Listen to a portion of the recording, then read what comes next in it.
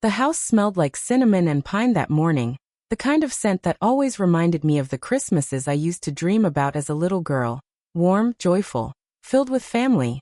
I stood at the kitchen counter, slicing fruit for the dessert tray, my son Caleb humming softly beside me as he helped.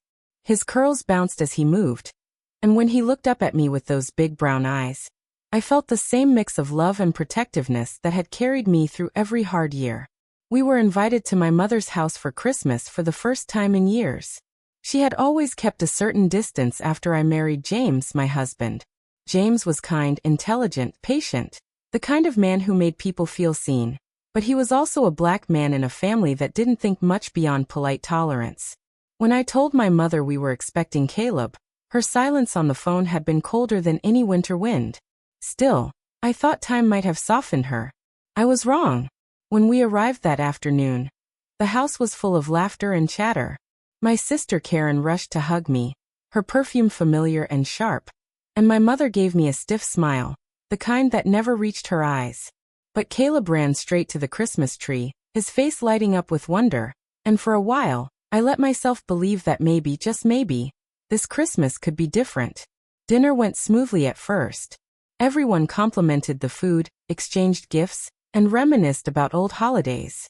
But I noticed how my mother's gaze lingered on Caleb, measuring him, as if she were trying to decide which parts of him belonged to our family and which didn't.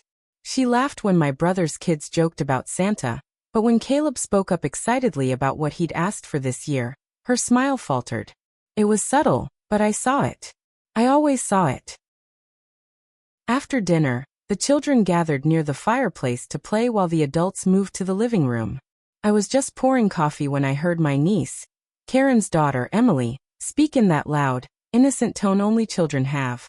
"Grandma says Caleb's the maid's kid," she said, pointing at my son. The words sliced through the air like glass. The room went silent. My cup stopped mid-pour, and I could hear my heart pounding in my ears. Caleb looked confused at first, then hurt, his small face folding in on itself as the meaning hit him. "What does that mean, Mommy?" he asked softly, but before I could answer, my mother's voice cut in with forced laughter. "Oh, Emily, don't repeat grown-up talk," she said quickly. "You misunderstood." But the damage was done. Every pair of eyes in that room turned toward me, some awkward, some pitying. I could feel years of buried humiliation bubbling up inside me. Every condescending comment, every polite dismissal, every strained holiday invitation that was more about appearances than love. I looked at my mother, really looked at her. She sat there in her emerald dress, pearls glinting under the warm light, pretending nothing had happened. "She didn't misunderstand," I said quietly. The words came steady, but my hands trembled. "You told her that." Her face tightened. "Maria, not here.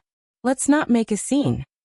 "A scene," I repeated, my voice breaking slightly. "You made the scene when you told your granddaughter that my son doesn't belong. When you decided that his skin made him less family." No one spoke. Karen looked like she wanted to disappear. My brother shifted uncomfortably. And my mother just sat there, her jaw clenched, pretending she didn't understand. I stood up, my voice calm now, too calm. "You all want to talk about family, about love, about Christmas spirit. But love doesn't look like this. Love doesn't whisper insults when it thinks the walls won't repeat them." I turned to Caleb, whose eyes were shiny with confusion and pain. I knelt beside him. "Baby, you are not the maid's kid. You are my son. You are your father's pride. And you belong everywhere you choose to stand." That was the moment something in me shifted. I wasn't going to protect their comfort anymore. I walked to the mantel where family pictures lined the shelf. Old photos of me and my siblings, my parents in their younger years, smiling with the kind of pride that always had rules attached. I picked up the biggest frame, the one from my parents' 40th anniversary. "You all think image is everything," I said, my voice trembling but strong. "Well, I'm done living in one that doesn't include the truth." I turned to my family. "You talk about class, about legacy, about respectability. But do you even know what respect is? You can't claim to love me while despising the person I built a life with, or the child we created together."